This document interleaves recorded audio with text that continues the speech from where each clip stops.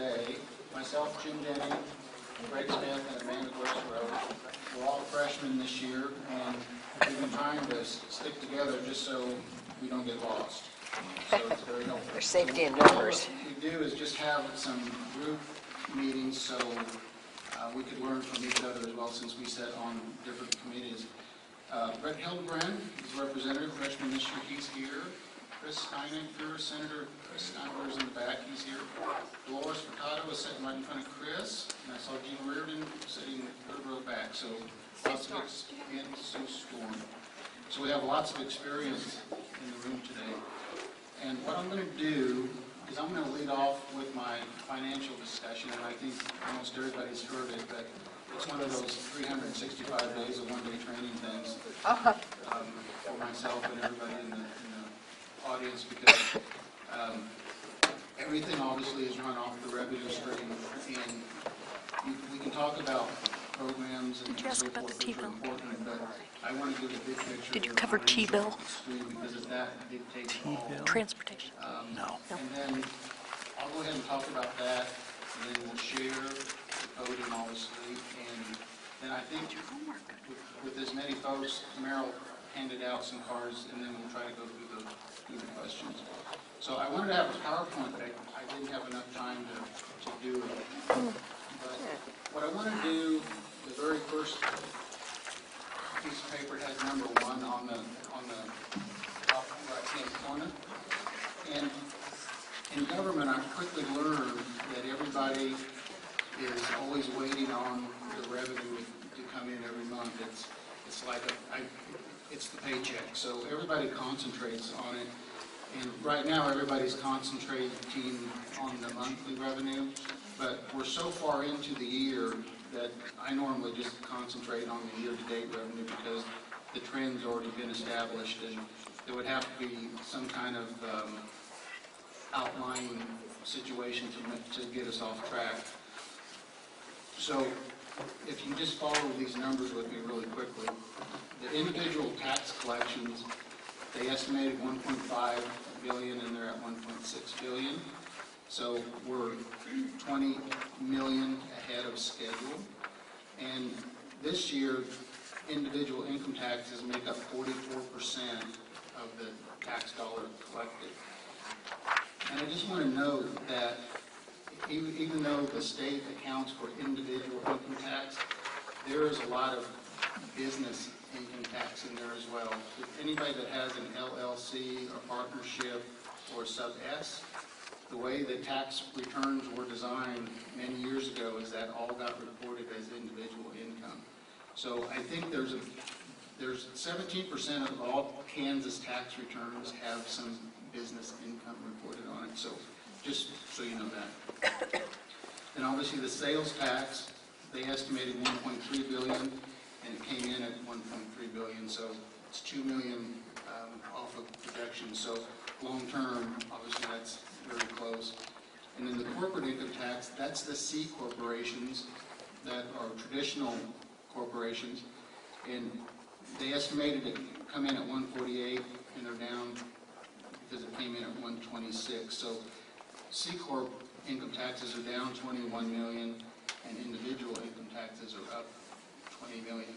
And what I've asked the revenue department to do is to look at the C Corp to see if it's any particular single company that's struggling or if it's an industry. So I'll try to report that back. I'm very interested in just to see what that is. And then all of the sin taxes, the cigarette tax, it's down a bit. Liquor tax is down a bit. I put those on there just so you can see the percentage of income that they produce. And then as you go down on the bottom of the sheet, it shows how we spend the tax dollar. 50% goes to schools. Higher education takes another 10%. So 60% of all collections go to our school systems. Medicaid and Human Services takes another 18%, and then Capers takes another 8%. So only 14 cents of every dollar is left to fund all other programs at the state government. So I always review this because we have a steady stream of folks in our offices all day wanting extra money for their programs. And you can see that there's only 14 cents to do anything with. And then our tax collected, that's historical. And historically, 49% of the Kansas tax base came from individuals, 5% from corporations, 33% from tax, the sales tax, and then 13% from everything else. So that's just some interesting data. And then page 2.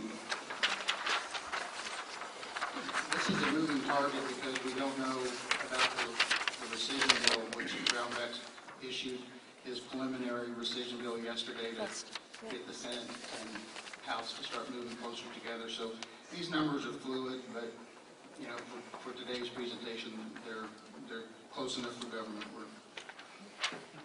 And this comes out of the budget department, and they project out to 16 with a 4.2% revenue growth, and I think that's probably a pretty good projection. It could get higher as the economy improves, but it's 4.2% now, and you can see that in 12, 13, 14, 15, we're showing some deficits with a 4.2% growth, and schools we gave a 2% increase to. The big expense item is our caseload in our human services. It's projected to be 7% annually. That's a big number, and that's consuming a lot of the tax dollar. And we'll talk a little bit about that. So what we have in 2012 in Kansas, our 12 starts on July 1st, our calendar or fiscal year 12. So you can see that in 12 we're showing an $8 million balance, but what happens is if you go back up and where you see debt, KDOT, we took $200 million from KDOT to balance the budget. So in 2011 we took 149, in 2010 we took 143. So just in the last 3 years we've taken almost $500 million from KDOT. So we're in a deficit spending mode, just like the federal government is. KDOT sells bonds, we take the money. That's the cycle. Now, and the folks that were at my last session, you didn't say this, but Brownback announced at the State of the State that this will be the last transfer from KDOT. So he probably did it for our benefit to put us on notice that the transfer the transfer days are over. So going forward, we don't have KDOT to use for deficit spending. So as you go through 13, with the 4% growth, we're going to be short $97 million, and we'll have to have another rescission bill, and we'll cut $97 million. And then 14, 15, 16, and those Medicaid caseloads, they're going to get really, really steep. And you can see that in 14, it's projected to be $400 million, 15, $375 million, and 16, $280 million. So those are big cuts. Next year, if we wouldn't have transferred money to KDOT, we'd be looking at another $200 million cut. So when I look at this long-term projection, obviously we have a lot of work ahead of us, and we need to worry about schools and Medicaid and all these other mental health. It's my understanding that mental health has been cut 75% over the years. Well, what's going to happen is the mental health folks are going to end up in our jail, and then we're going to be taking care of mental health patients, which we do in jails. So it's just a vicious cycle that we really need to look at structural. Brownback has said this many times, structural changes, and I think that's where we are with lots of things. So, how did we get here?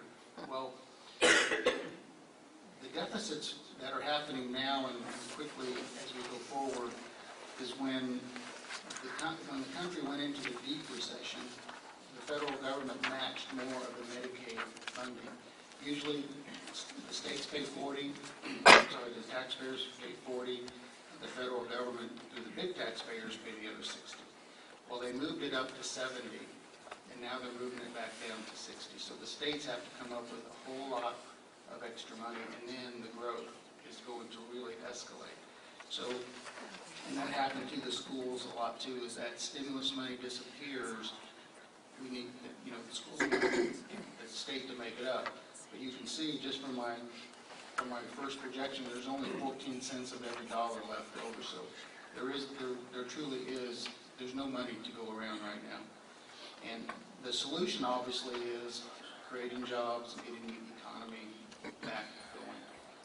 Easier said than done, we all know, because the government really can't create any job. They can make a foundation and a framework to promote jobs, but the government creates no jobs. And we run on the platform of improving the economy, but we need to make the framework better to create more jobs. But the government itself does not create jobs. So the other thing I wanted to just talk about is Medicaid. What happened to every state in the union is that when in the go-go years of 05 and 06, where we had sometimes 12% increase in revenues during that boom period, we expanded our Medicaid programs and other programs in SRS. And they're called optional programs. There's mandatory programs that take care of core needs, and then there's optional programs. And when the stimulus money stopped and the Affordable Care Act, which is the federal health care laws, came into play, all optional programs in place as of March 2010 have to stay in place. That is to say, they can't be cut and funding can't be manipulated. So a lot of states in the union have obviously the same problem that Kansas has. We have optional programs that we actually want to reduce and redefine, but we cannot. So Brownback and Sandy Prager, they have issued some waiver requests to HHS asking for some relief, and almost every state in the union has asked for those waivers as well. So we're trying to get waivers so we can start eliminating / reducing some of these optional programs. And I've only started to scratch the surface on Medicaid, and I think Dolores is looking at me like, yeah, I've heard this already, but it's going to take me for the rest of this calendar year, not the legislative elections next month.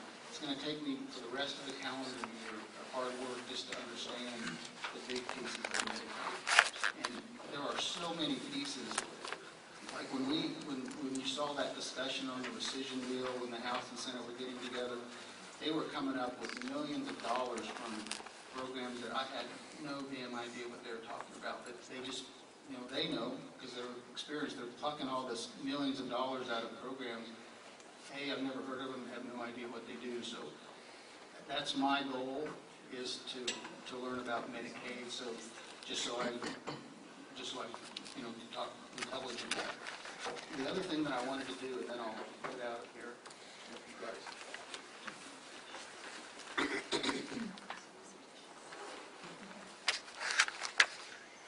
I wanted to make copies for this that I didn't have time, but this is the state of Kansas and all of our counties. Use the mic, Jim. This is the state of Kansas and all of our counties. The yellow counties are the counties that have population increase over the last 10 years. The green counties are the counties that have population decrease over the last 10 years. So you can see, and some of these counties have lost population since the 30s with no end in sight. There's a lot of counties that have 1,000, 2,000 people in the whole county. So obviously what we have out here are schools, hospitals that are serving fewer and fewer patients and students, but the tax base is non-existent. Sales and property. So, the school funding formula, Johnson County funds the rest of the state because of the equalization. So that's a tough nut if you think about it. We have all that green to take care of, and the yellow counties have to do it. So nothing easy about the school funding. And there's a lot of agriculture out here that are tax exempt. That's a whole nother discussion. Yeah. But there's a whole lot of, again, tax exemptions everywhere, but that's pretty stark if you just see it visually. Now, the other thing I promised last time is to start talking about tax exemptions. And I think there's 5 or 6 billion in tax exemptions in Kansas, but this report was prepared by Blagman, who was the Revenue Secretary under Sebelius, and her department put this together, and I've not been able to do much work on it, but they identified 1.5 billion in exemptions that they think could be looked at. And some of them are churches, agriculture. There's some third rail things there, no doubt about it. But I plan on just trying to get up to speed on these exemptions. I don't know if it's fact or fiction, but I think a couple years ago, maybe Dolores knows, they took this exemption to a committee to start working on eliminating them, and at the end of the day, they added 2 more. So I've heard that you before. can just see how that works. So that's where my expertise is in finance and accounting, and that's where I've been spending most of my energy, just trying to understand not only this year, but going forward in the big picture. We've made some just awful, difficult decisions already in appropriations, and it's early in the game. We voted to close K&I Hospital. It's been on the agenda to be closed for many years, and the appropriations on a vote 17-6 voted to close K&I, which is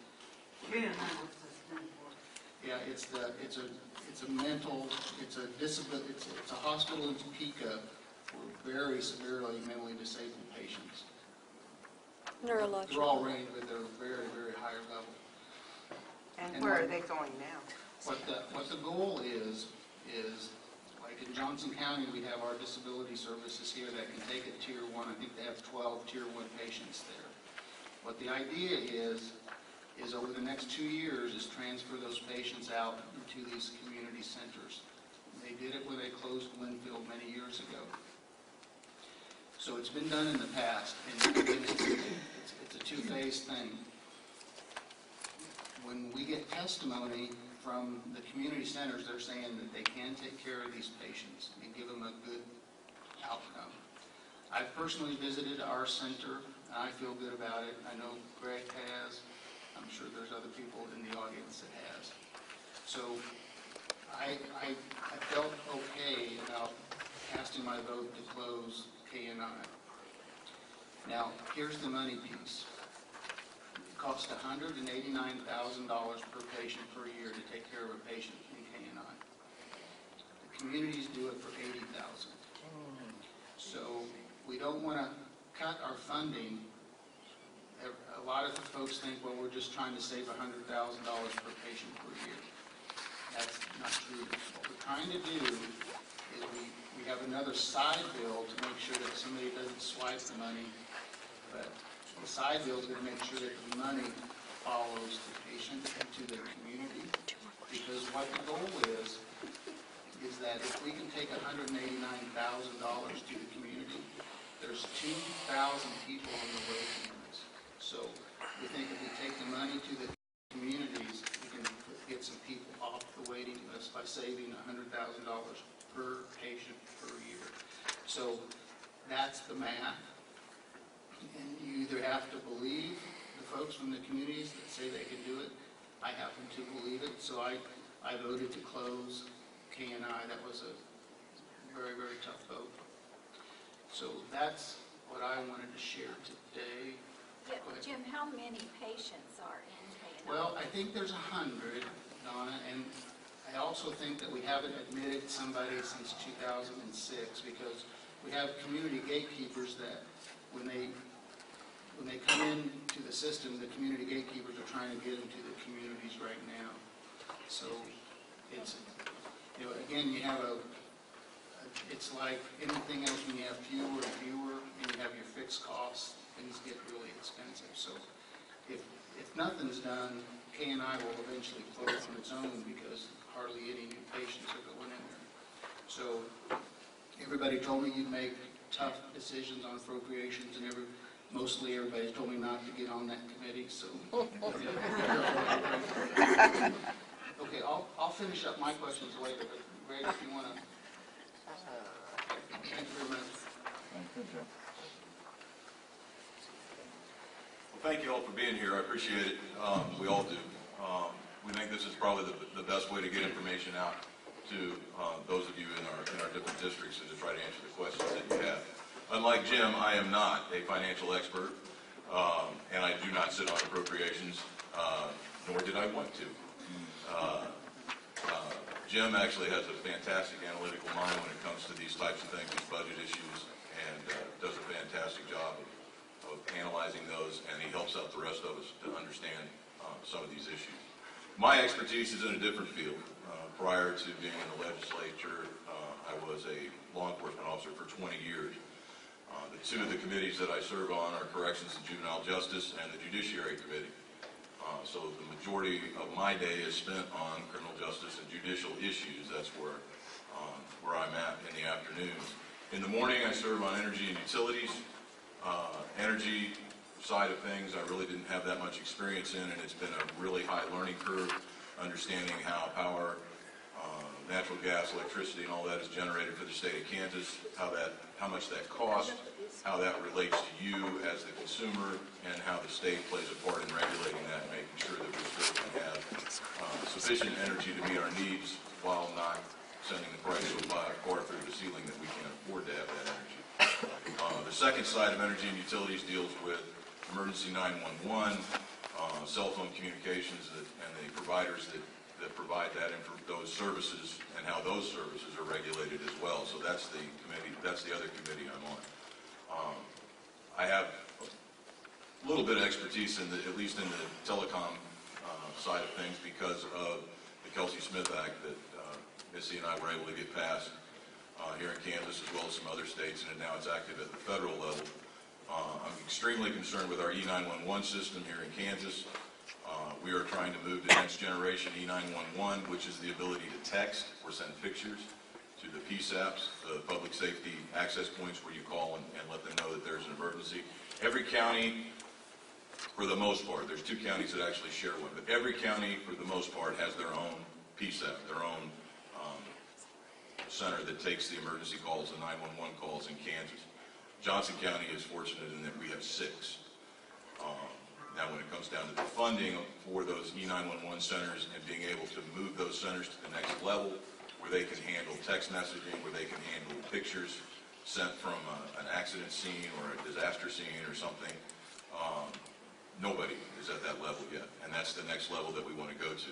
The problem that we're finding is that the youth of this state think that you can text anybody.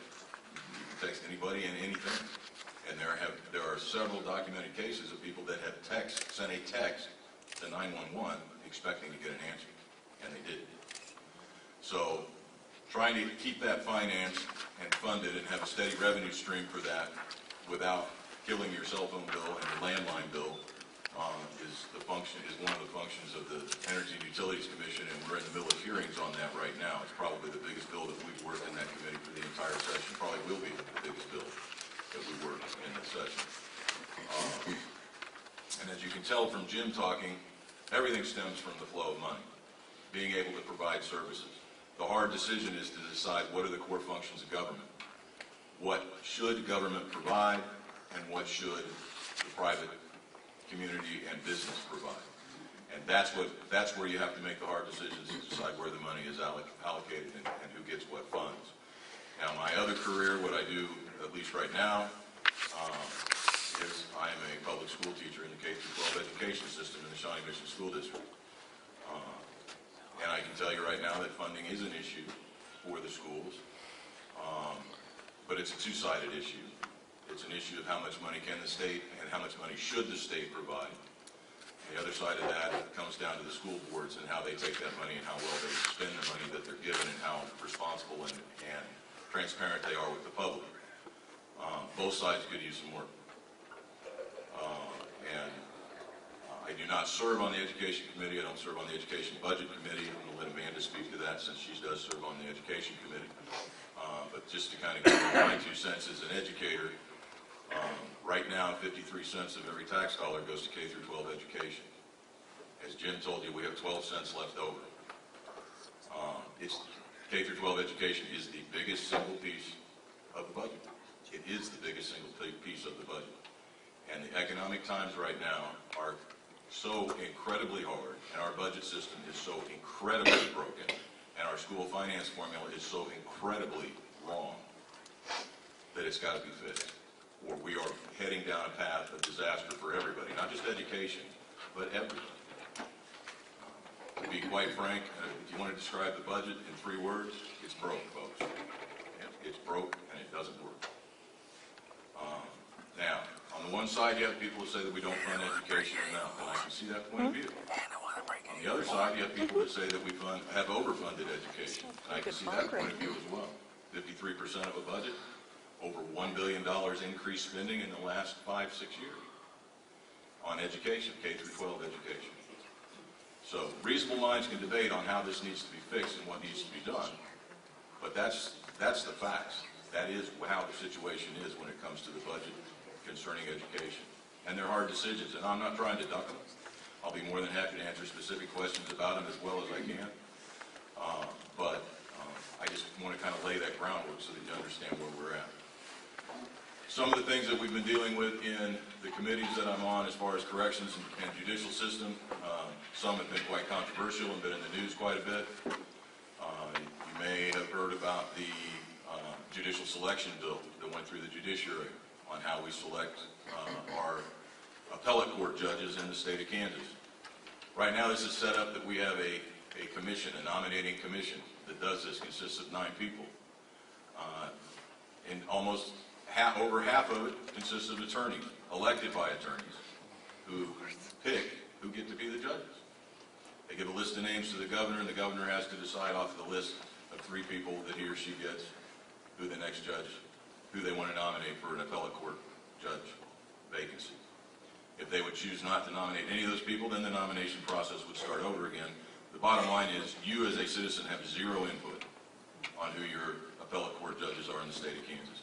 You don't elect the attorneys that are deciding who this is. The attorneys do that.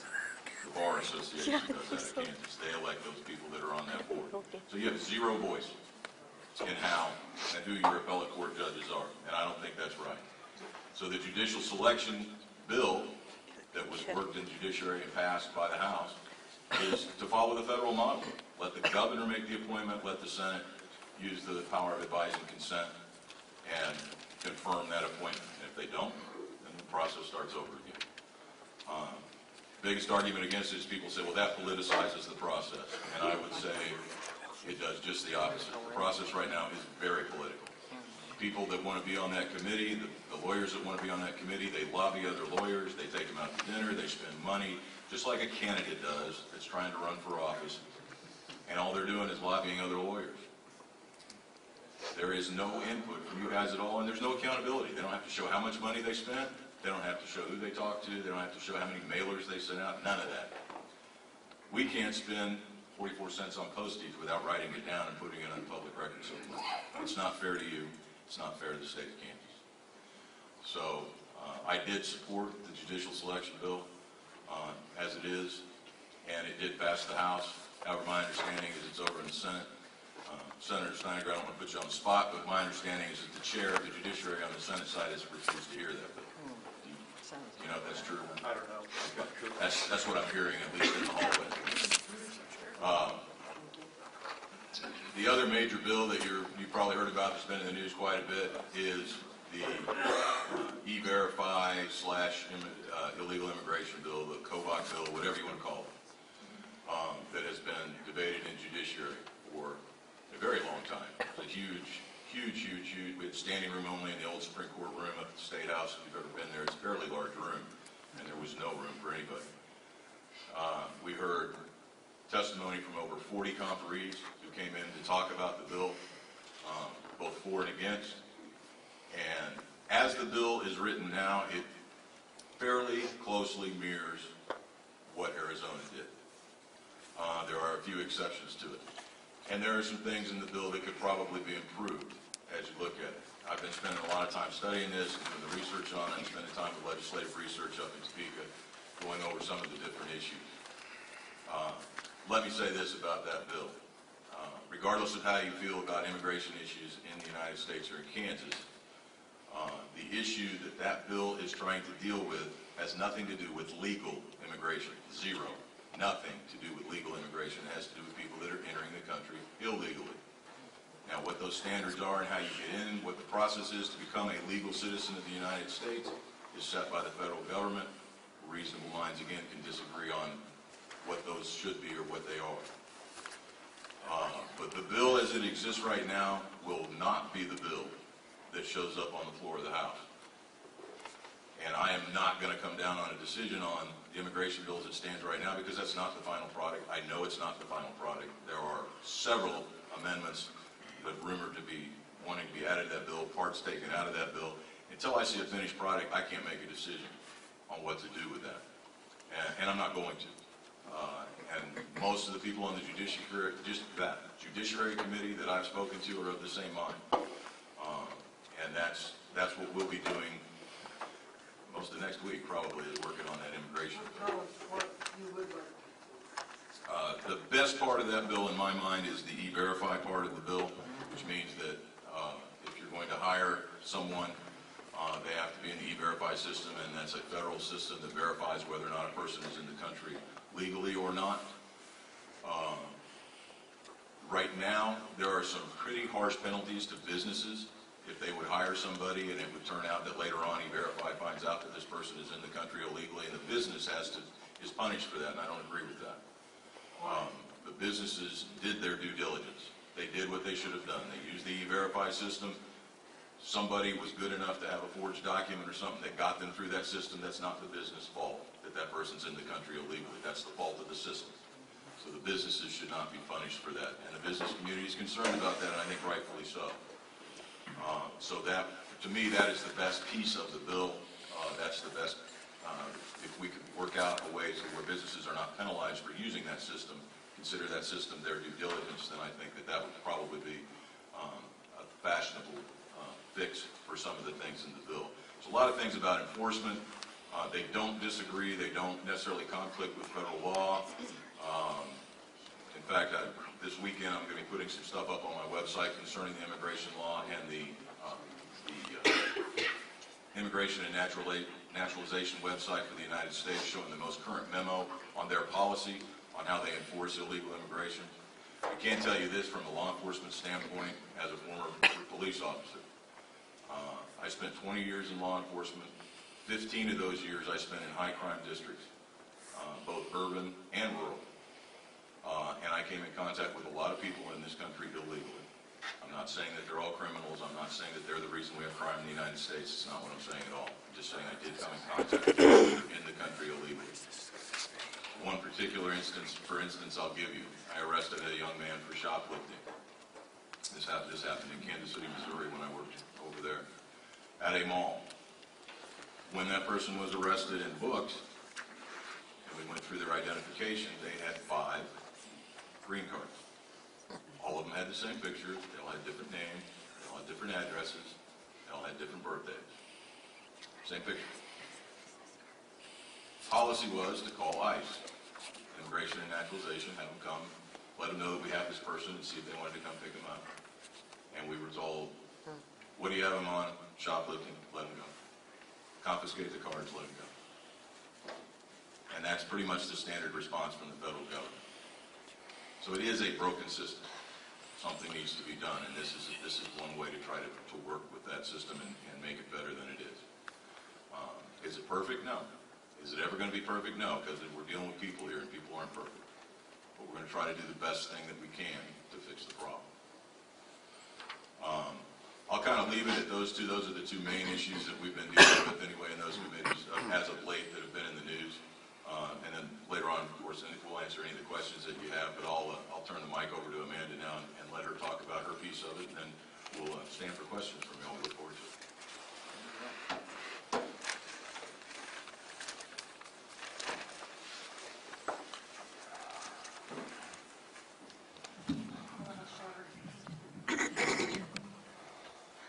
Well, basically, I serve on 3 committees.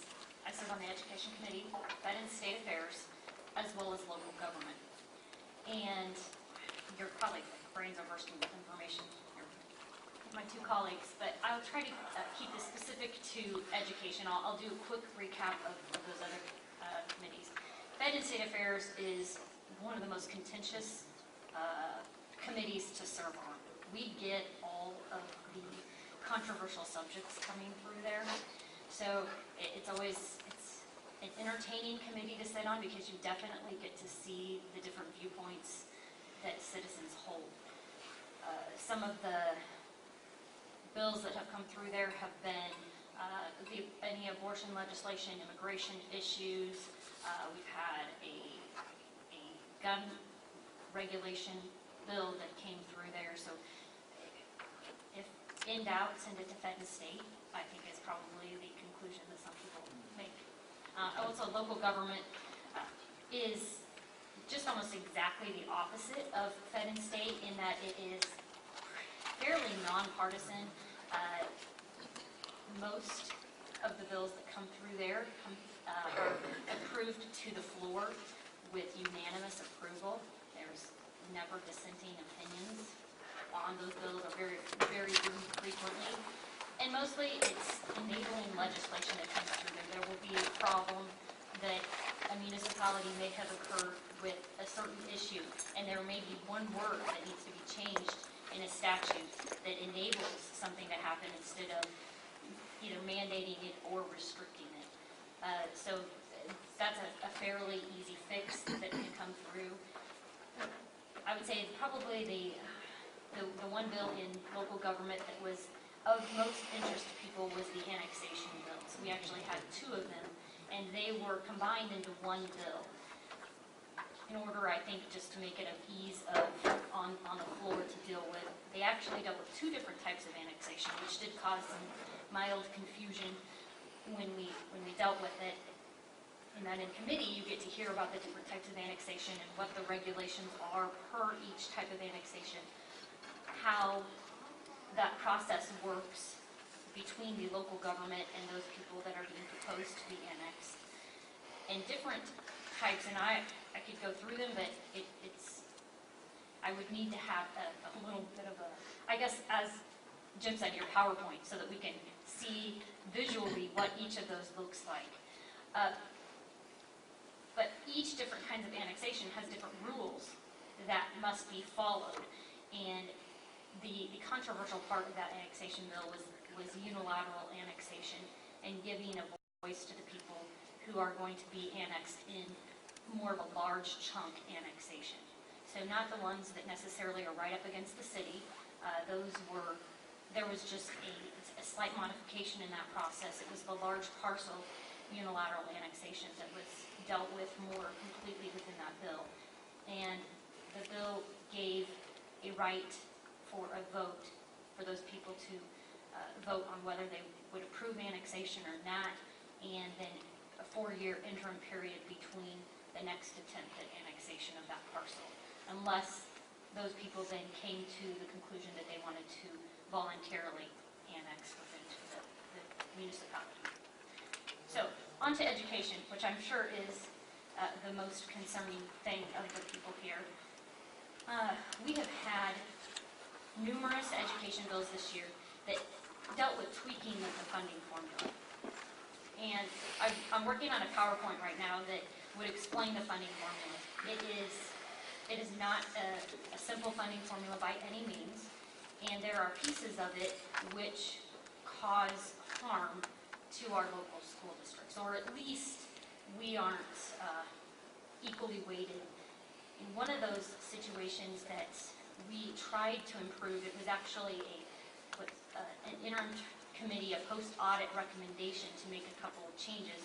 Some of those changes have moved to the House floor, and others of them failed to make it out of committee. One of those that failed to make it out of committee was addressing the weighting for ELL students. ELL students are your English language learners. So they are students whose first language is not English and who come to school with their primary language being the language that they use all the time. So they either, one, need to be taught English, or two, need to have more instruction in it for their learning to be able to occur well in the English language setting. The bill attempted to do, well, it was modified in committee according to what we thought we should do with it and what was actually recommended. The original recommendation was to move to the actual time that was spent educating, or actually the full-time equivalent of those students. So you would take however many students that you had that were English language learners, as opposed to the time spent, those students spent with a teacher that was endorsed in the ELL certification. So you have to, in college, whether you're doing it in college or getting a certification after you're already teaching, you go through a program in which you learn how to teach these students. You might have a heavy concentration of ELL students, yet you were not getting funded for those students because you didn't have a high level of ELL endorsed teachers. These students were still being taught, but they weren't getting the funding. So what the committee proposed was to take it from what it is now and not go all of the way that the proposal was from the post-audit, but to do kind of a half and half, a hybrid, as you would say. So half of the funding would be approved on how much that student had time with a teacher who had the ELL endorsement. And half of it would be on how many students you had who needed ELL services. So what this would do is start the process being directed toward the student who actually needed the funding, not towards the teachers who actually had the certification. One of the things that we found in committee is that there was a couple of school districts that were utilizing the current system to get more funding. So they were not only having their classroom teachers getting ELL endorsements, they were also having their music teachers, their art teachers, their PE teachers. And every time a student then came in contact with one of those ELL endorsed teachers, they got additional funding. So that was causing an unequal balance. We would have similar students at a school that would say have 40 ELL students, and they might be getting $40 per student for their ELL instruction. You would have a very similar size school with the same number, and they were getting $800 per student for ELL instruction. We felt on committee, some of us felt in committee that was a very unfair structure. And all of the Johnson County representatives that were on committee voted to change the proposed weighting. We were voted down on an 8-9 vote. We were missing one of our Johnson County reps that day, and if she had been in attendance, she actually was in DC on a conference, the chair would have had to break the vote, and he would have voted to change the funding. Of course, then you still have to get it through the House floor, and all that entails, the possible amendments that can be run, sending it over to the Senate, and who knows, what they're going to do with it. But that's an example of legislation that we attempted to get through that just didn't make it through the committee process. If you look at what it would have done for Shawnee Mission schools, that bill alone would have redirected $500,000 to Shawnee Mission. So this is actual dollars we're talking about, and it's just one example of when, and I can tell you when thoughts on that legislation changed. There was one representative from the South Central delegation who pointed out how much Shawnee Mission was going to gain from that proposed change, and that mention alone changed the outcome of the passage of that bill out of it. So one thing I want want you to realize when we're talking about education, when we're talking about education funding, is the bias that is towards Johnson County. It is real, and until I stepped foot there and said where I was from and got the reaction that I got, I had no understanding that there was actually that kind of a viewpoint of our county and what we can do and what we can't do and all of that kind of stuff. There's actually a certain school district that will testify against anything that helps Johnson County. It's actually kind of funny, even when it helps their school districts as well. So it's just one of those learning processes. You learn where people are kind of coming from and how you need to talk to them about the issues in order to kind of get your viewpoint across. Some of the other, we've had other very small tweaks to the funding formula. Some of them dealt with at-risk students, and at-risk students are weighted based upon their participation in the free and reduced lunch program. And not only is there a weighting for those students, but there's additional weighting that they call high density at risk. And they have what they call falling off the cliff in that funding formula. If you're at 30%, then you get an additional weighting for those students. You get an additional weighting there. And also, if you're at 50%, you get an even higher weighting. Well, if you get at 49.9, you fall off the cliff from the 50% weighting down to the 30% weighting. And if you're at 29.9, you completely fall off the cliff for that funding whatsoever. So the change that we made in the Education Committee was to make a linear transition, which would basically create a straight line. So at 30, when you come on board with your high density units, you're not going to fall off at 50% down to the 30%. There's going to be a formula that gives you an approximation based upon where you are on that line. So your line, your weighting at 45% isn't going to be the same weighting at 50%, nor is it going to be the same weighting at 30%. It's going to be more accurate to the level of density that you have of at-risk students. So one proposed legislation has been proposed by Representative Colleton, who is one of our Johnson County representatives, and she has proposed changing the at-risk weighting to not be focused on the free and reduced lunch. So not focused on poverty, but focused on proficiency. So what she would say is from K through third grade, we still focus on poverty. That's how we determine the at-risk students. But after third grade, we look at proficiency according to their testing. So those students who aren't making the proficient scores on the state-mandated testing. And that would be when that transitions, because that's when we start looking at their reading levels, where they're scoring. So the focus is we want to start funding those mechanisms which would impact student achievement. So which things are going to make our kids, where do we want to put the money? We still are going to have some issues there, and that's something that's been introduced. It probably is one of those things that's introduced 1 year and takes 2 or 3 years to figure out how to make it work and how the funding would be affected and all of those kinds of things. So, but it's an idea. It at least opens the dialogue about how do we identify these kids and what do we do to fund those programs that they need. So are you saying you're not going to feed the kids from third grade up? No. The at-risk funding does not go towards feeding them. That is Okay, because actually, you were talking about No. breakfast and... That actually still is going to happen. No. You need to be clear on it. No, absolutely. No. That is a separate program. Okay. This is in the funding formula, the money that the schools actually Right, get but you for were just talking basic about- education. That's the determining factor at risk, is poverty. So, the question is, do we define at-risk students and the funding for them based on poverty, or do we fund at-risk students based upon their proficiency in school?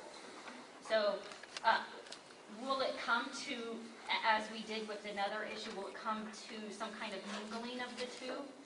I don't know where we're going. It's just a proposal at this point, an opportunity to start the dialogue on what we do with that issue.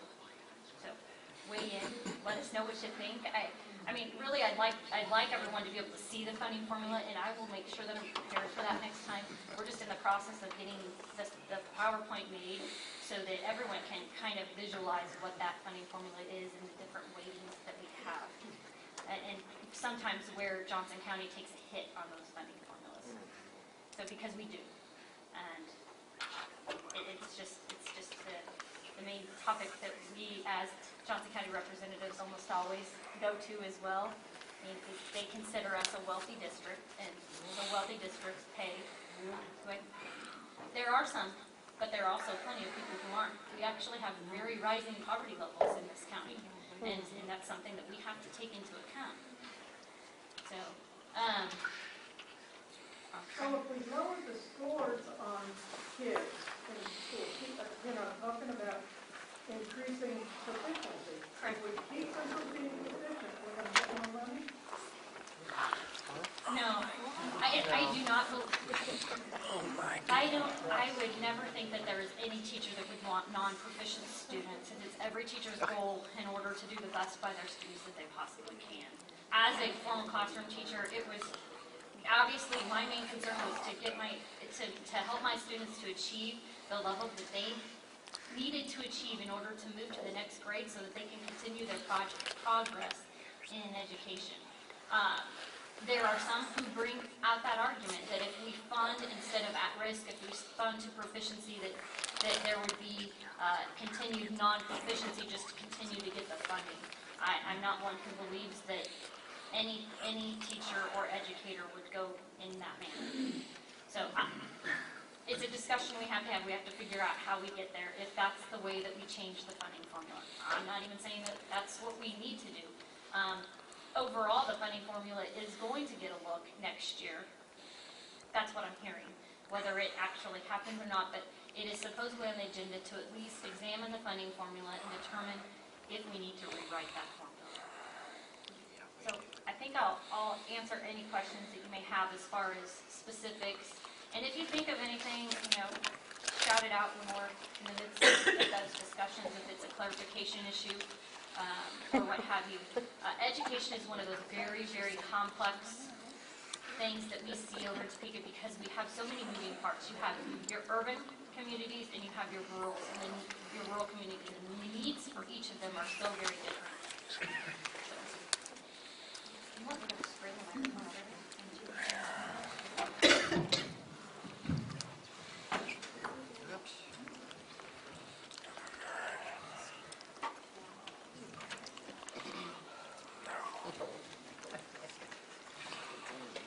Please feel free to get coffee and juice and correction.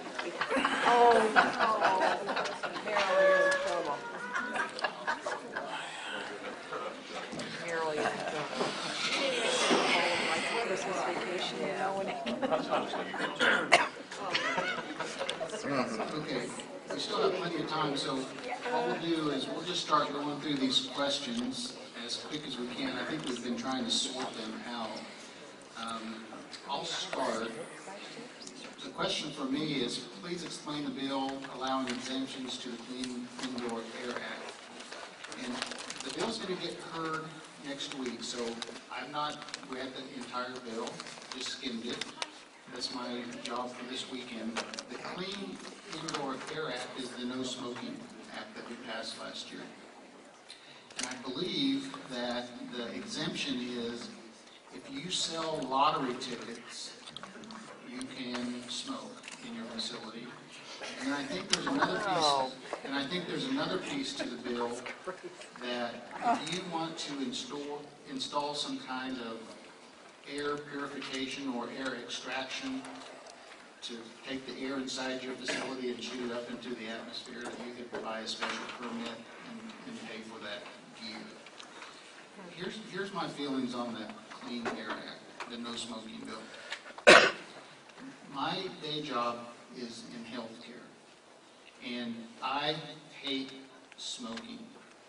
So I won't support doing anything to the Clean Air bill unless we tell folks that go to casinos they can't smoke. I'm willing to make it harder, not willing to relax it. You know, a lot of folks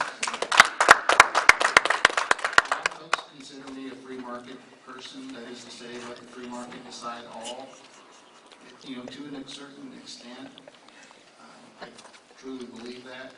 But personally, you know, seeing patients that smoke, watching them go blind, no, I'm not going to go here. So I'll probably be an outlier on the committee. I know the committee wants to pass the bill to the floor to get a full vote. I've told the chair of the committee that I need to pass on this bill. I will not help get this bill out of committee. I feel very strongly on it. I don't know if you want to go there or just let me take the question. I don't, if anyone wants to know. I keep hearing what is being done to improve the revenue of the state. Again, you know, the state doesn't create jobs, doesn't create revenue. We can raise taxes, which we did last year, but we also increased spending. So we probably, you know, I would have probably voted for a tax increase last year, knowing if I would have had my worksheet done, I probably would have, only if we would have cut spending. Would never have voted for a tax increase and let spending go up. That was a defining moment, and if we would have increased the taxes and cut spending at the same time, it probably would have made sense. But, you know, a tax increase isn't going to happen in the legislature these next 2 years. Especially the House, with all of us conservative, fiscally conservative Republicans, it's not going to happen. So it just, we're going to have to look at these exemptions, and I know that's considered a tax increase, and I'm willing to take it in the chin for that, because as we move from a manufacturing, agricultural economy to a service economy, I think we're going to have to get most of our taxes from sales.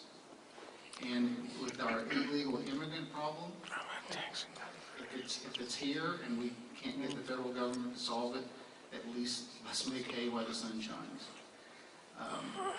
So there's lots of things there.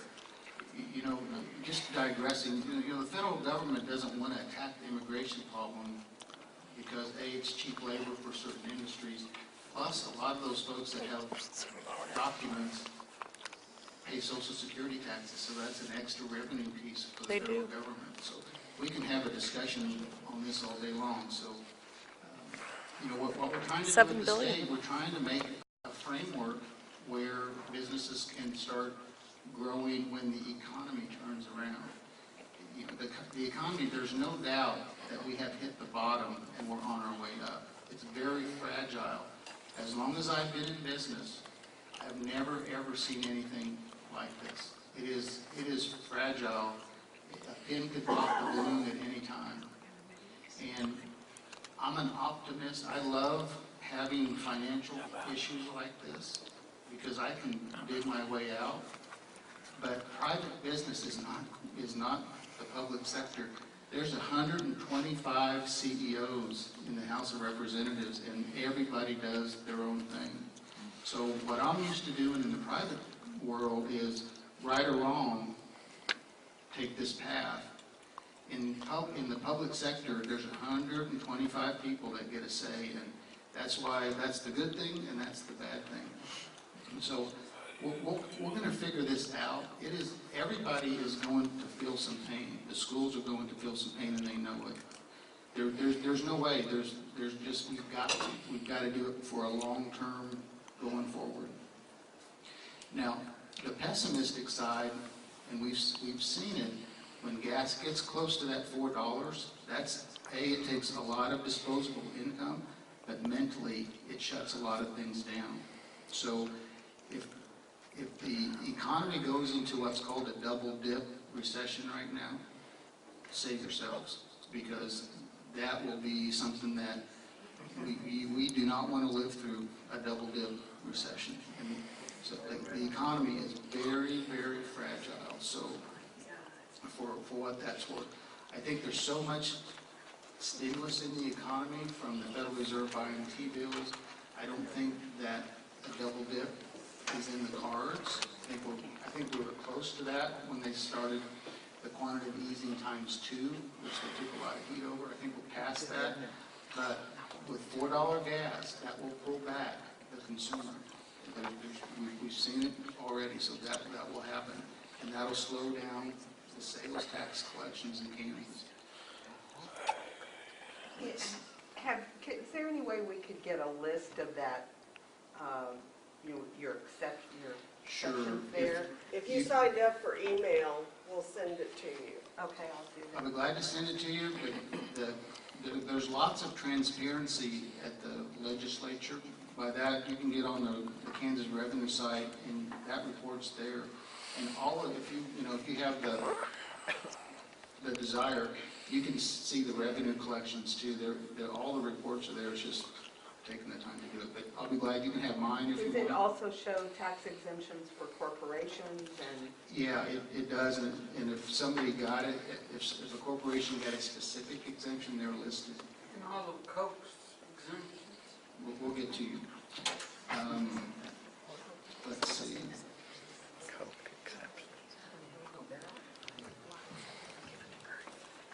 This one was addressed to me specifically, so I'll go ahead and take this. It says, I would like Greg Smith to explain how he can, as a teacher, vote to refuse funding our schools. Is he an advocate for our children or for his political party? First of all, I don't think I'm on record as ever saying I refuse to fund schools. That is not what I'm about. I am a teacher. And to be quite blunt about this, I've got skin in the game. I work for the Shawnee Mission School District. When I ran for this position, it was with the understanding that the second semester of my job, I no longer got paid because I'm not there. I get no money, zero money from the Shawnee Mission School District when I'm in the legislature.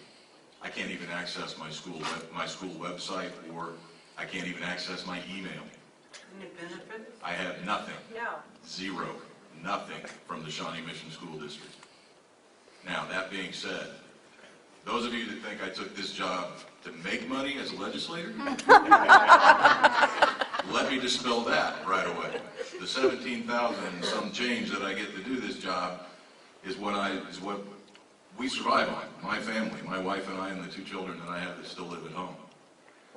The bill that I'm assuming people are talking about, the substitute for House Bill 2014, the rescission bill that talks about cutting funding to education, also cut my salary as a legislator by 7.5%.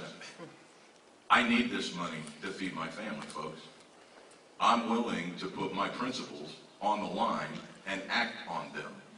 I have skin in the game. Is that a police friendship? This is not about being mean to 20 children. years. This is not about cutting education because we want to cut education. But the bottom line is, there is waste in the education system. Again, I can give you a specific example from the Shawnee Mission School District. 2 years ago, I was put on what's called excess. In fact, it's happened to me every year I've been in the district.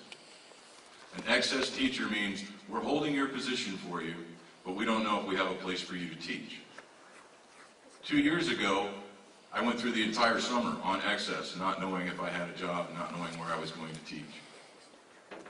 About a week before the school started, I was contacted by the Shawnee Mission School District Human Resources Department and said, you're still on excess, but here's what we're going to do. You still draw your full pay, your full benefits, but we're going to utilize you as a substitute teacher in middle school and high school.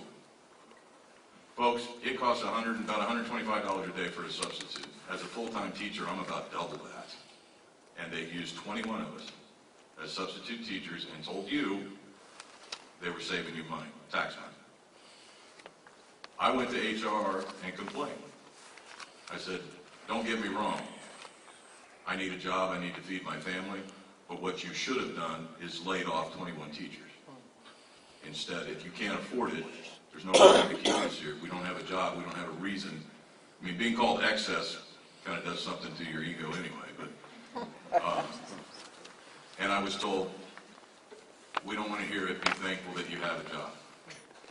So you can't tell me that there's not excess in the school districts. There is. And they're not willing to come to the table and discuss it openly and honestly with us. And until those frank negotiations take place, we're never going to get to the bottom of this. We are never going to be able to adequately fund schools, provide the education that our children need, and do it at a level that we can sustain and afford. This goes right to the sustain and afford portion as well as adequate as far as education. And this is also addressed directly to me. And it was addressing what I was saying about changing the funding at risk from free and reduced to proficiency. And the question is, Shawnee Mission has 33% free and reduced lunch students, and it is rising. Are you saying that we have more than 33% students in Shawnee Mission that are non-proficient? That would be the only way we would get more money. And that's not what I'm saying. What I'm saying is that we direct that specific weighting towards proficiency. And the money, the differential of money between at risk and proficiency is money that you put back into the base. So that money's not going to go away from education. What it is redirected back into the base state aid per pupil, which then is directed to all schools, because all schools, the funding formula is based upon the base state aid per pupil.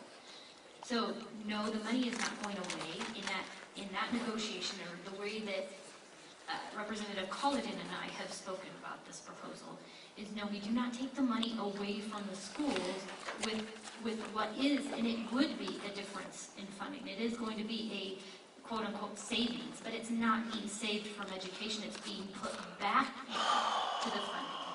You take it from this specific mode of funding and you put it back into the whole of funding. I hope that answers my question. Go ahead. Amanda, I'm sure you know this, but every time I speak, I have to clarify it for people, and you didn't mention it. Number one, you misspoke about it being based on free and reduced lunch. It's only free, not reduced. And the reason it is that way is because there is such a high correlation between poverty and non-proficiency. And you can see why. Kids who are poor don't come to school as ready to learn as parents who aren't. I mean, they're not read to, they don't have vocabulary building, language stimulus, and all that. But it's not necessarily true. I mean, it's not true at all that the services for at-risk kids are delivered only to poor kids. The money that's received is based on the poverty, but it's spent on kids who are truly at risk, truly non-proficient, and many of those are free and reduced lunch kids. But many of them aren't. It's just how the money is delivered because of the high correlation between low achievement and poverty. That is correct. And so what we're saying is that we are addressing the non-proficiency directly to non-proficiency. So the funding for non-proficiency comes from actual students who are non-proficient. And then the difference between what is the current at-risk weighting and what would be the non-proficient weighting would be put back into the base state aid per pupil. So when you hear the cuts to education, it almost always is reflected in the base state aid per pupil cut. So this would be an increase in that, directly correlated to the difference between what is the current weighting and what is the proposed weighting. I'll go ahead. You just want to go back this way. I'll answer another question. We can all answer the next question. It was about the maintenance of the effort. Here it is. Right here. Yeah, this thing is it's not a hot potato, but it's discussed all the time, and it was a surprise supposedly to the school system and to the legislature that there's a maintenance of effort which when the state pays something, again, the federal government matches, and it's for special ed. And it just came out of the blue to me.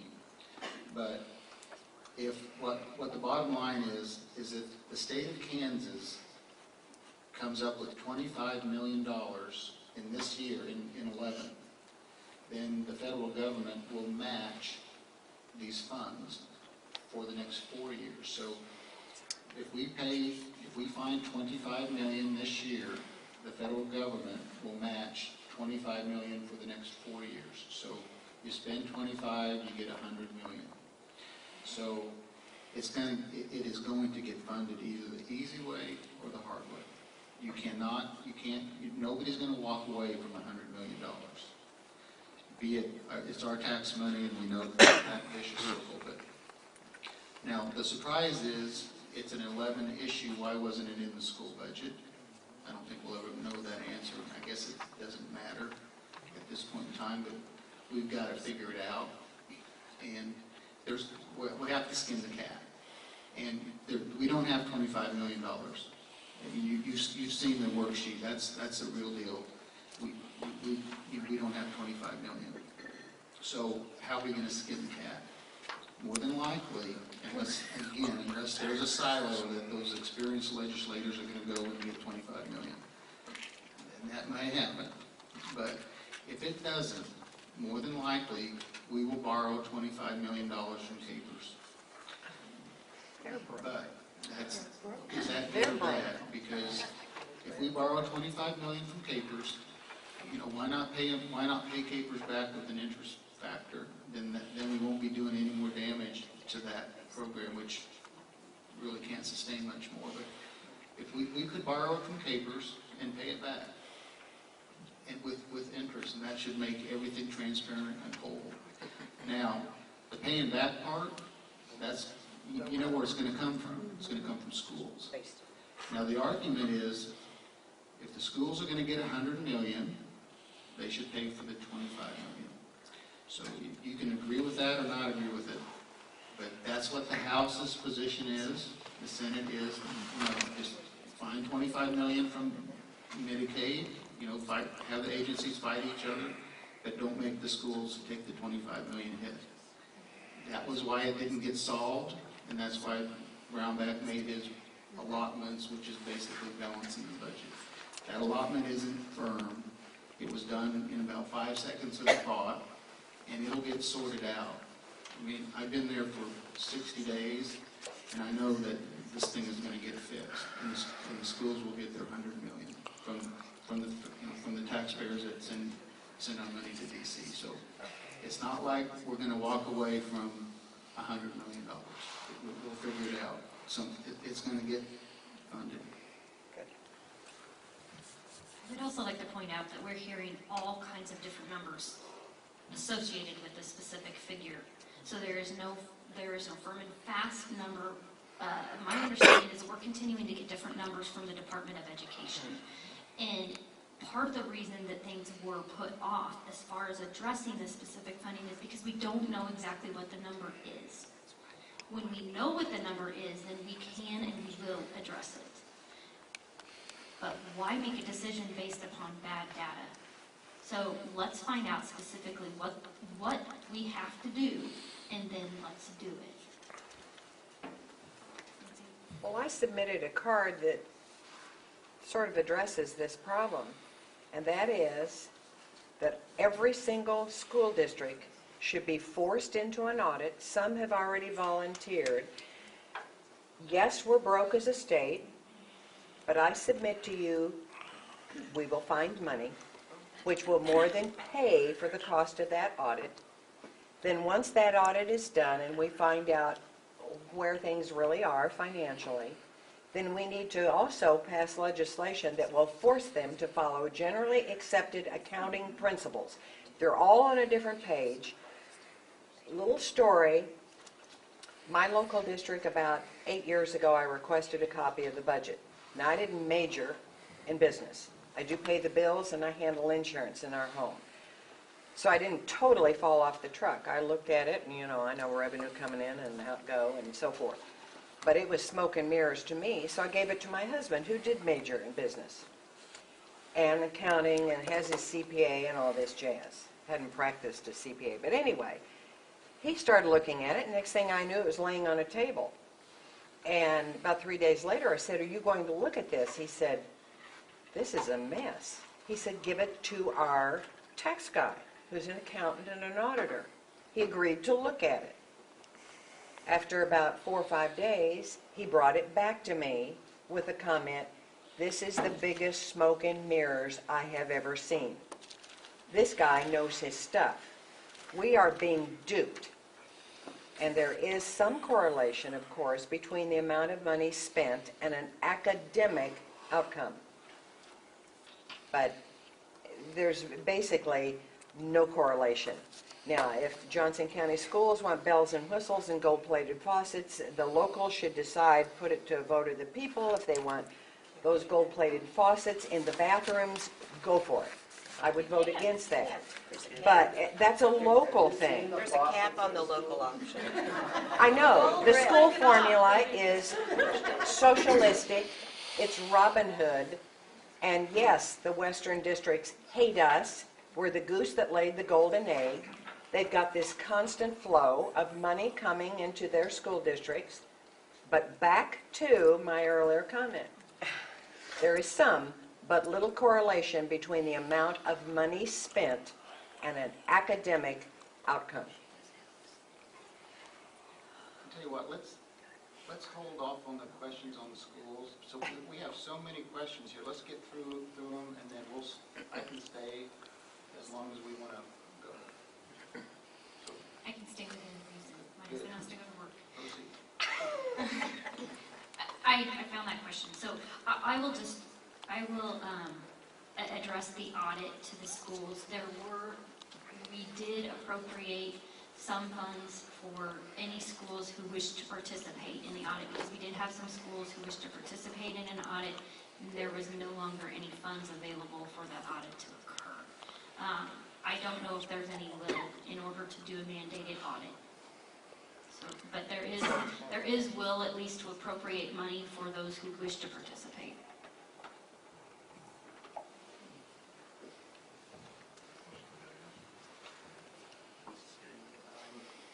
Want to do this one? Okay, this one is, were any of you threatened or intimidated by union members surrounding the vote on House Bill 2130? Did you witness any threats or intimidation? If so, please describe what happened. I didn't receive any direct threats or quote-unquote direct intimidation. It's actually up, I think, on my Facebook page. There's a video of several of us that are walking into the House chamber, and there was probably 100 union members that were lined up outside the chamber, all screaming and yelling as we walked through there, vote no, as we walked through. That's the only thing that happened to me. I did hear reports from other people that said that female members and female staffers were called rather obscene names by some of these people. There was a lobbyist that was up in the gallery that was participating in the outbreak where they were screaming and yelling down at us on the floor while we were trying to take the vote, which is not allowed under House rules, and that gallery was cleared by the Sergeant of Arms and at the Speaker of the House's order. So those are the only things that I personally aware of. I don't know if anybody else has any other stories. I think there was some curses directed at specific legislators who were former union members who had spoke from the well in support of the bill. So there was that occurred that day as well.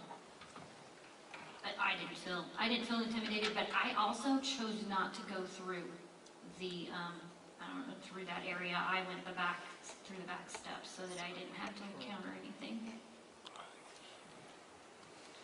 I walked through the union lines just for fun. How dare you to do this? A lot of folks at work, their husbands are in the union, so I just know them, and they're big guys. They had the big guys there too. So it wasn't intimidating, but when you walk in, and that's part of the deal. You can do whatever you can say whatever you want to say, is my understanding, unless it gets inappropriate. But they were saying vote no, vote no, vote no.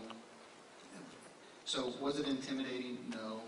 But when they take a step forward and get into your personal space, which is I think 15 inches, of course that's uncomfortable. But nobody said anything bad to me other than vote no.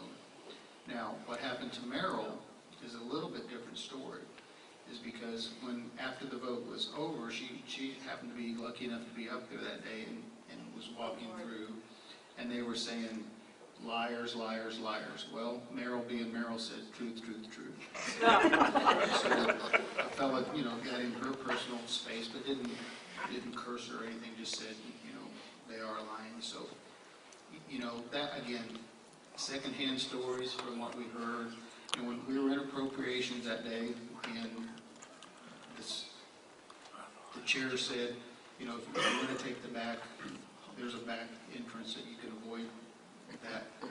And some of the women did, and some of the guys did too, but again, I hang with the union guys, and I just knew what to expect. So it was odd to have that much noise, but you know, other than what Merrill experienced and getting into the, you know, again, when somebody gets in your personal, you know, physically gets in your personal space, stuff like that.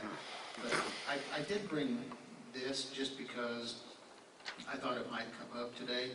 You know, the union vote, nobody's against unions. I think how, and I wasn't part of that bill, didn't write it, and didn't go through my committee, but I think a lot of state employees and school employees are saying that, you know, they don't want the money taken out of their paychecks for PAC contributions. So, just By the member. I know you are, but what the deal is this is off of Shawnee Mission School District's website, so it's public information. And all of the dues that you pick, if you want to pay your dues, you physically take a pen and write in the dues. The only one that's hard-coded is the PAC number. So if that wasn't hard-coded, we probably wouldn't even have the conversation. So having said that, you know, a lot of my employees wanted to give my campaign money, and they had payroll deduction. But it truly was voluntary because we never do that, and it is legal. But it being hard-coded, if it wasn't hard-coded, it might not even be a discussion. Are you saying those contributions are not voluntary? Is that what you're saying? No, I'm saying they're voluntary. I'm just saying the form, it's hard-coded. If it wasn't hard-coded, it probably would be hard-coded. It's written in and they can't change it? They could take a pencil and cross it out. But see, the rest of the blank, the rest are all blank. You have to take a pencil and write in what you want and what you don't want. Well, then that's the except for Shawnee the Mission School District's problem. Well, With their actually, form. the state's even worse because the state doesn't have anything. They just have a signature and they have a form on file. So, you know, I don't want to get into the weeds, and I probably shouldn't even brought it up, but. So your job is to get into the weeds and explain to us why you feel that way. I'm sorry? Your job is to get into the weeds and to explain to us why you feel that way. Well, I just did. Okay.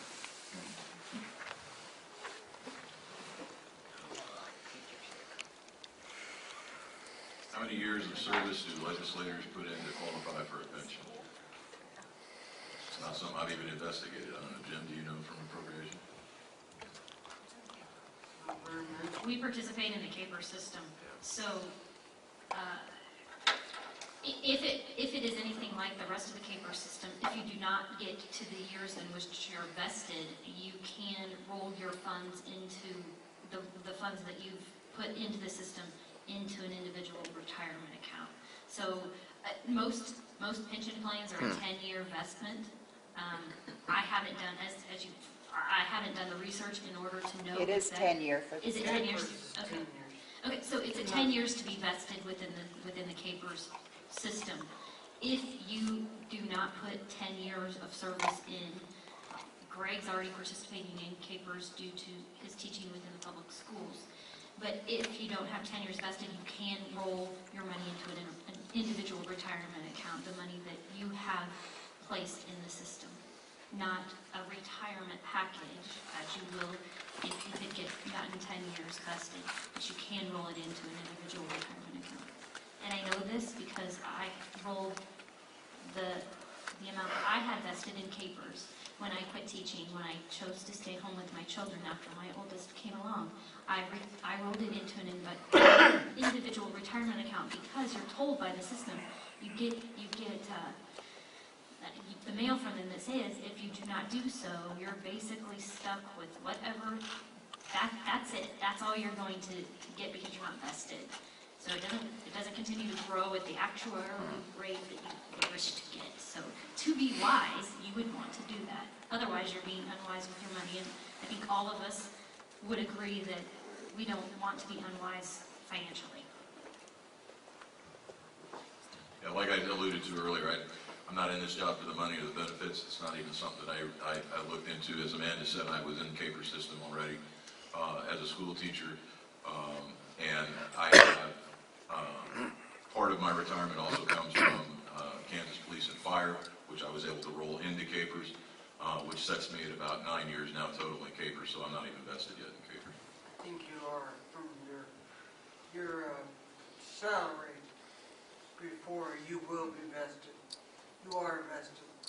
Because I was vested in about 8 years. Okay, here's the question. How much did each of you receive from Koch Industries? It's all public information.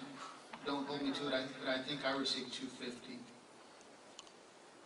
Yeah, same thing. I'd have to go back and look at the campaign reports. It's not like I was out there, oh God, I hope Coke sponsors me or gives me money or whatever. I think I got a total of maybe $500 from Coke, but I'm not sure, so I really don't know. Sir, you actually received 3 $500 payments.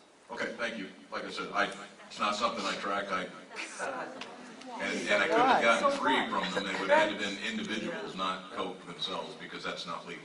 Based on the records, there was 3 separate donations by Coke Industries for some type of Coke subsidiary PAC related activity. Well, that may well be, but it can't come from Coke directly, as they're only allowed $500. They were 3 $500 payments. We looked them up the other day. And that's fine. I'm not disagreeing with what you're telling me. I'm just saying it couldn't have come directly from Coke Industries. That's all. Is that a problem? Yes. For you? Sure, it's a problem. Well, what about liberal PACs? Is that okay? No, I don't think it's, I think Sure it what is. we're really questioning here, what we're really talking about here is that Mr. Smith, Representative Smith, received quite a bit of money from Wichita area interests, which is not bad, but he represents Overland Park. Some of those interests are against the, or for repealing 1% sales tax. Overland Park Chamber of Commerce is against that. So kind of the question becomes, and it's alluded to, it's a transparency issue.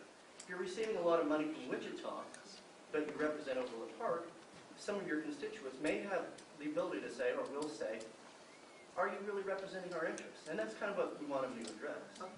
But that never happens on the other Let's side. be clear, all of That's the a separate issue, contributions ma'am. are posted on the Secretary of State's website. That is something that we have to file multiple times during the campaign.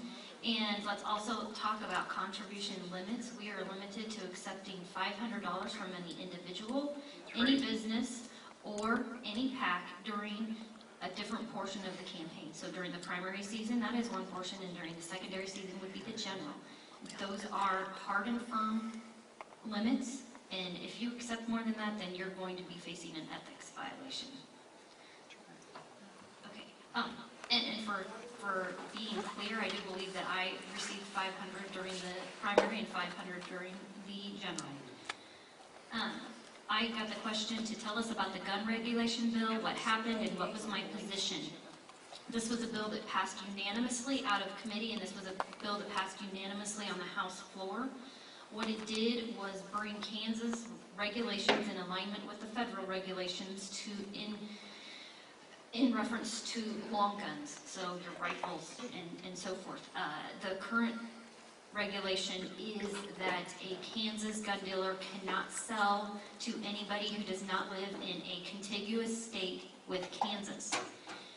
Federal regulation is not that way. And so all it was doing was updating Kansas law to reflect national law. So one of the things that was talked about was when we have hunters in from out of state during pheasant season, during deer hunting season, that if they wished to purchase a rifle while they were here, they could not do so if they were not from one of the states that touches Kansas. So it was a very simple fix.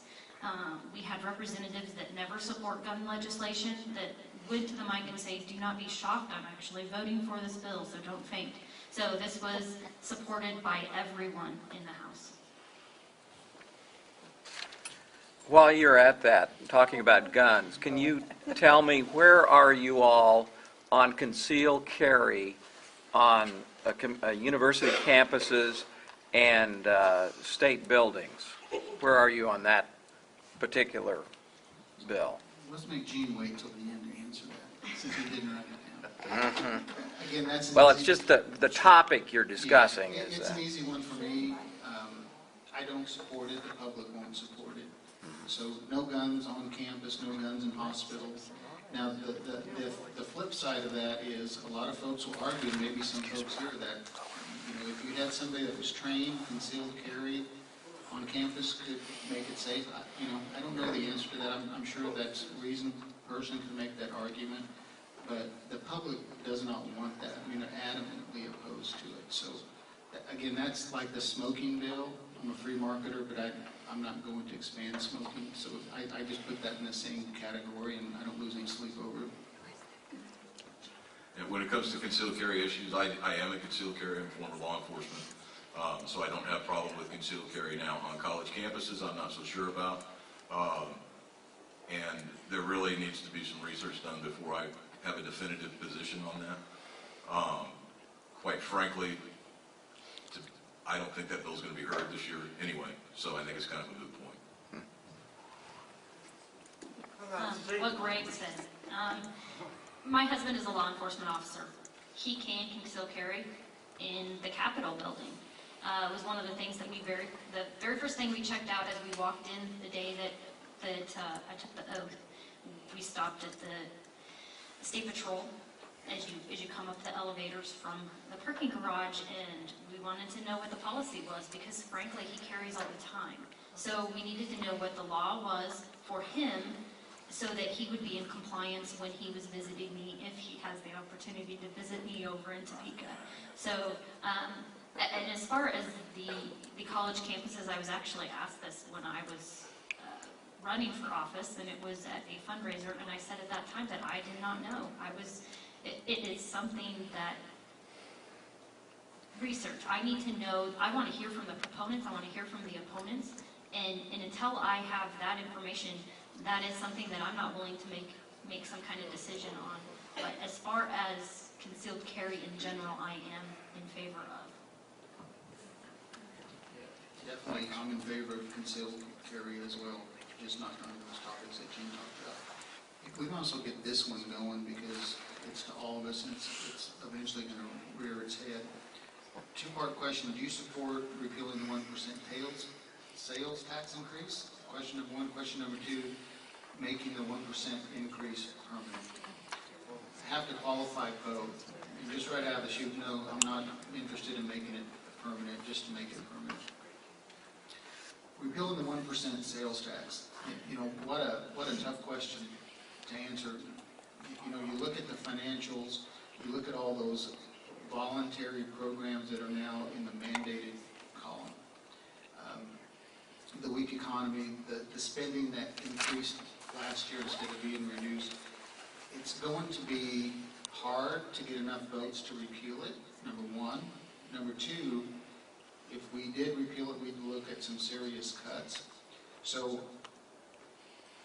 how to answer that? I think it will come to a vote, and I think that it'll probably fail in the House, and that will kill it for the year. I'm not in favor of making it permanent in just right out of the chute. What will probably happen as we look at the tax environment, not only at the state level, but really more so at the federal level, the federal tax system obviously is going to eventually get overhauled. And that will be something that you should pay attention to more so than the state tax, because what will happen eventually in the U.S. is that there'll be a national sales tax of some type on services. You're speculating. I mean, that's just pure conjecture. Just guessing. My opinion. I don't think so. That more than likely there'll be some kind of national sales tax at the federal level, and that will open the gates for doing fair tax, broad taxes at the state level. My opinion, pure conjecture. So where am I going with this? What I'd like to see at the state level is some kind of, if If the revenues grow at 3%, use that to pay for inflationary pressures at the government, healthcare being one, wages, those things. Inflationary will bring up the cost of doing business. Not to expand government, but to pay for the government that we need. And there will be some inflation. Healthcare grows at 6 to 10%, so that has to get funded in some fashion. So that is to say, if our sales collections go up 3%, leave that for the government to pay for the inflationary. Take if it grows at 4%, take that extra 1%, throw it into a constitutionally mandated rainy day fund, and let it build up to $1 billion or $2 billion. Take the next 0.5% and throw it into another fund to reduce our debt. Kansas debt, not conjecture, fact. In 2000, it was 1.5% of our Kansas gross domestic product. Now it's 3.2%. So in 10 years, our debt to our gross domestic product has increased 100%. It's too high. It needs to get reduced. So growth, 3% goes to fund inflation, 1.5% goes to rainy day fund, reduce our debt, and whatever's left, then it's an appropriations thing, and you guys all come to our office and, ask us for more money. So it's a convoluted answer, but, I'm clear on not making the 1% permanent just to make it permanent. No, that's an easy one for me.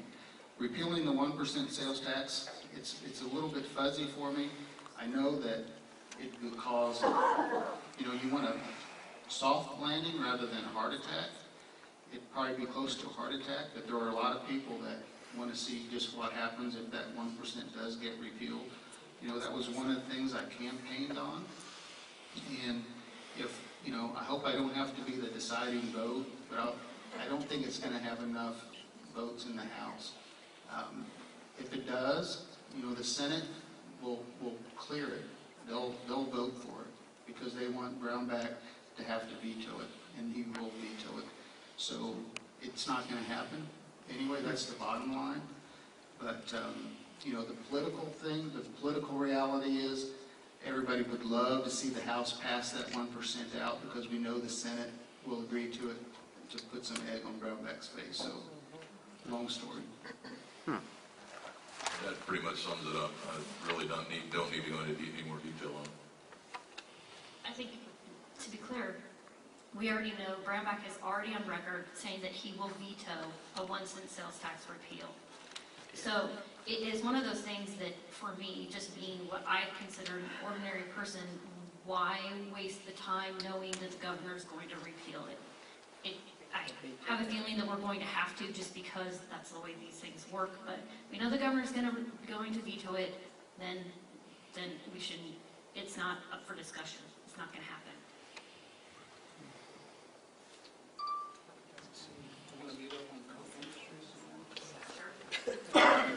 I've got to leave, but I just want to thank you all. You have been wonderful. I appreciate your research. I appreciate all the work you're doing, and thank you. Thank you very much. It looks like this is beat up on Coke Industries moment. So, do you believe it is fair that Charles Koch pays the same tax rate as one of his truck drivers? If that's in reference to the capital gains rate and comparing that to your income tax rate, then I'm going to say yes. The capital gains is totally different than income in that capital invested in our stock market, capital invested in different growth of our economy is what drives our economy. Without people out there taking chances and putting their money on the line for different businesses and different opportunities for people to create things, we would not have any kind of an economy. So are we going to punish those people who are willing to speculate with their own funds? I would not be in line with that. You might just want to tax them fairly, not punish them. Just tax them fairly. Pay the taxes. What's your version of fair? Not to overtax, just to tax them. Fair seems to be a word that we have very wide and various different definitions for, and I have a feeling that we would probably have 5 to 10 different definitions of what that is just in this room. How about anything above 0? Oh, that fair? And they're not taxed at a zero rate. Actually, capital gains taxes for the last few years has been taxed at the 15% rate.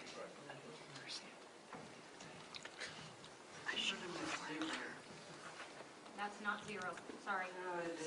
0 and 15, a little different. So you're not in the where are county. you getting your information? Wow. Let's see,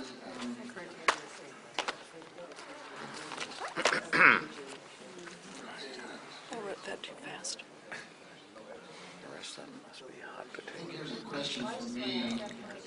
Did I visit K&I? That's the neuro hospital that we voted to close down, severely mentally disabled. I did not visit the K&I facility. I think they did have a tour.